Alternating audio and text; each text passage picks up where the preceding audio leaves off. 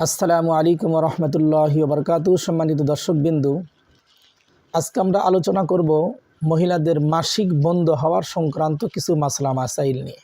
সর্বপ্রথম আমরা জানব যে মাসিক শেষ হওয়ার কত সময় পর সহবাস করা জায়েজ।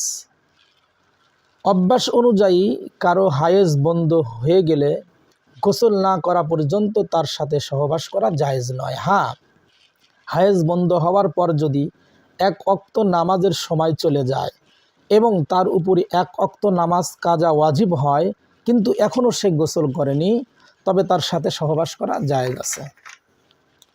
স্বাভাবিক অভ্যাসের আগে মাসিক বন্ধ হলে কখন থেকে সহবাস বৈধ হবে?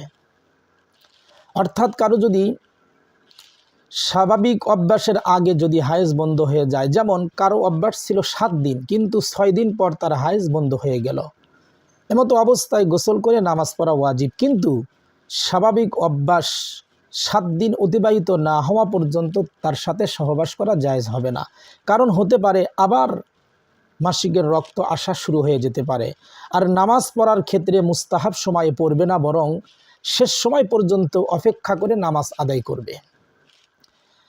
1-2 দিন হায়েজ বন্ধ হয়ে গেলে করণীয় কি? অর্থাৎ মাসিকের রক্ত আসছে কিন্তু 1 দিন অথবা 2 দিন পর বন্ধ হয়ে গেছে, তাহলে এই মহিলার জন্য করণীয় কি? 1-2 দিন হায়েজ অর্থাৎ মাসিক হয়ে রক্ত বন্ধ হয়ে গেলে গোসল করা ওয়াজিব নয়, বরং ওযু করে নামাজ পড়তে থাকবে, কিন্তু সহবাস করা যাবে না। যদি পরের দিনের 15 দিনের মধ্যে আবার রক্ত আসা শুরু হয়ে যায়, তাহলে প্রমাণিত হবে ওটা হায়েজের অর্থাৎ মাসিকের রক্ত সময় ছিল। হিসাব করে হায়েজের দিনগুলো বাদ দিয়ে গোসল করে নামাজ পড়তে শুরু করবে। আর যদি পূর্ণ 15 দিন রক্ত দেখা না যায়, তাহলে মনে করতে হবে আগের যে রক্তটা এসেছিল ওটা অসুস্থতার কারণে ইস্তেহাজার রক্ত ছিল। সুতরাং ওই সময় বাদ পড়া নামাজগুলো পুনরায় তাকে কাজা করতে হবে। যে ওয়াক্তে হায়েজ মাসিক বন্ধ হবে ওই ওয়াক্তের নামাজ পড়া জরুরি কিনা?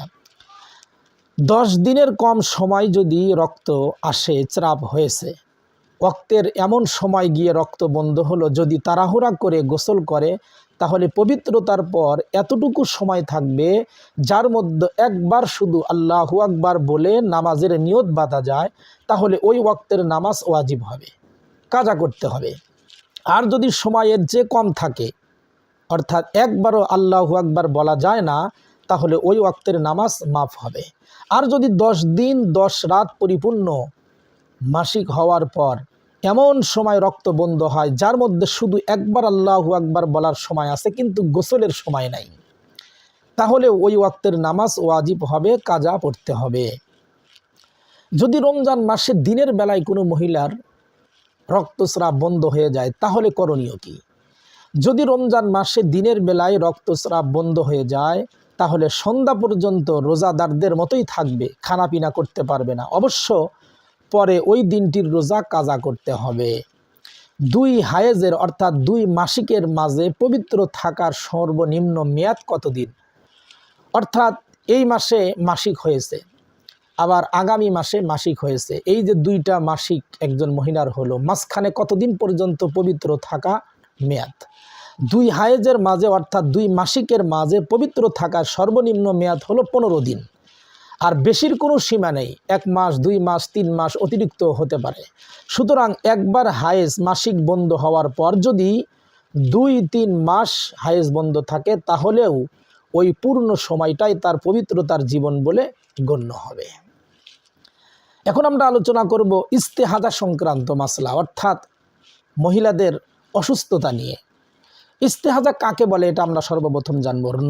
রোগ বিমারির কারণে যে রক্ত বের হয় ওটাকে ইস্তেহাজা বলে, অর্থাৎ 10 দিনের অতিরিক্ত যতদিন রক্ত আসবে সেটা হলো ইস্তেহাজার রক্ত। তেমনি যে রক্ত জারি হওয়ার পর 3 দিনের আগেই বন্ধ হয়ে যায় সেটাও ইস্তেহাজার রক্ত, অর্থাৎ অসুস্থতার রক্ত। ইস্তেহাজার হুকুম কি? ইস্তেহাজার হুকুম হলো নামাজ রোজা কোনো কিছু মৌকুফ নয়, বরং যথা নিয়মে নামাজ পড়া রোজা রাখা জরুরি। স্বামী তার সাথে সহবাস করতেও পারবে। ইস্তেহাজাগ্রস্ত মহিলা মাজুর ব্যক্তির মতো, তথা প্রত্যেক ওয়াক্তের নামাজের শুরুতে সে অজু করে নামাজ আদায় করবে এবং ওই ওয়াক্ত শেষ হলে অজু চলে যাবে। তবে ওই অজু দিয়ে ফরজ, ওয়াজিব, নফল সহ যে কোনো নামাজ ওয়াক্তের ভেতরেই সে পড়তে পারবে। কিন্তু ইস্তেহাজা ব্যতীত যদি অজু ভঙ্গের অন্য কোনো কারণ পাওয়া যায়, যেগুলো কারণে অজু ভেঙে যায়, তাহলে তার অজু নষ্ট হয়ে যাবে। যদি কোনো মহিলার হায়েজের নির্ধারিত অভ্যাস না থাকে, তাহলে কতদিন তার হায়েজ অর্থাৎ মাসিক বলে গণ্য হবে? যার কোনো নিয়মিত অভ্যাস নাই, কখনো 4 দিন, কখনো 6 দিন, এমন অবস্থায় 10 দিন পর্যন্ত তাকে মাসিক গণ্য করা হবে। যদি কোনো মাসে 10 দিন থেকে বেশি হয়, তাহলে আগের মাসে যতদিন মাসিক ছিল ততদিন হায়েজ অর্থাৎ মাসিক বলে গণ্য হবে, আর বাকিটা হবে ইস্তেহাজা অর্থাৎ অসুস্থতা। যেমন মুহররম মাসে হায়েজ হলো 5 দিন ছিল, সফর মাসে তার হায়েজ হলো 12 দিন পর্যন্ত। এমতো অবস্থায় 5 দিন তার মাসিক বলে গণ্য হবে, বাকি 7 দিন হবে ইস্তেহাজা অর্থাৎ অসুস্থতা। আর যদি সফর মাসে 10 দিন হায়েজ হয়, অর্থাৎ 12 দিনের কাছে 10 দিন 2 দিন কম হলো, তাহলে 10 দিনই তার মাসিক বলে গণ্য হবে, কারণ মাসিকের সর্বোচ্চ মেয়াদ হলো 10 দিন পর্যন্ত। যে মেয়েটির প্রথম রক্ত এসেছে তার কতদিন হায়েজ বলে মাসিক বলে গণ্য হবে? যদি 10 দিনের কম রক্ত আসে তাহলে পুরোটাই তার মাসিক, আর যদি 10 দিনের বেশি আসে তাহলে 10 দিন মাসিক বলে গণ্য হবে, আর বাকিটা হবে ইস্তেহাজা অসুস্থতা। যে মেয়ের প্রথম রক্ত আসার পর রক্ত আর বন্ধ হয় না, তার হুকুম কি হবে? অর্থাৎ এই মহিলাটা কিভাবে শরীয়তের হুকুম মেনে চলবে? অর্থাৎ প্রথম রক্ত আসার পর যদি রক্ত বন্ধ না হয়, বরং ধারাবাহিকভাবে চলতেই থাকে, তাহলে প্রথম 10 দিন মাসিক গণ্য হবে, বাকি 20 দিন ইস্তেহাজা।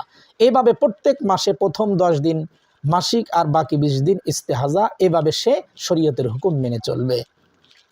কয়েকদিন রক্ত আসার পর রক্ত বন্ধ হয়ে গেল, এরপর 15 দিনের আগেই আবার রক্ত আসা শুরু হয়ে গেল, তার হুকুম কি?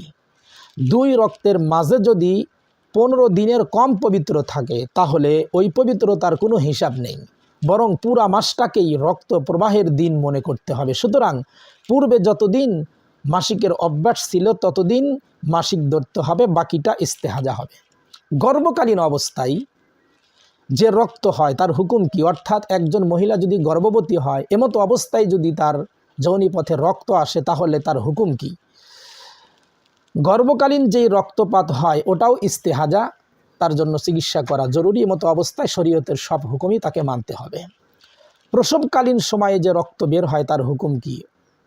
প্রসবকালীন সময়ে বাচ্চা প্রসবের পূর্বে যে রক্ত বের হয় ওটাও ইস্তেহাজা। বাচ্চা অর্ধেক বের হওয়ার পূর্ব পর্যন্ত যে রক্ত বের হবে সেই রক্তকে ইস্তেহাজার রক্ত বলে গণ্য হবে, তাকে শরীয়তের সমস্ত হুকুমের মতো অবস্থায় মানতে হবে। আলহামদুলিল্লাহ, আমরা হায়েজ সংক্রান্ত মাসলা মাসাইল এ পর্যন্তই আলোচনা করলাম। আগামী পর্বে ইনশাল্লাহ নিফাজের বর্ণনা নিয়ে আলোচনা করব, অর্থাৎ মহিলাদের বাচ্চা প্রসব হওয়ার পরে যে রক্ত আসে এই বিষয়টি নিয়ে বিস্তারিত আলোচনা করব। আমাদের সাথে থাকার জন্য ধন্যবাদ। আগামী পর্ব আমাদের সাথে থাকবেন ইনশাল্লাহ। জাযাকাল্লাহ খায়ের। আসসালামু আলাইকুম ওয়া রাহমাতুল্লাহি ওয়া বারাকাতুহু।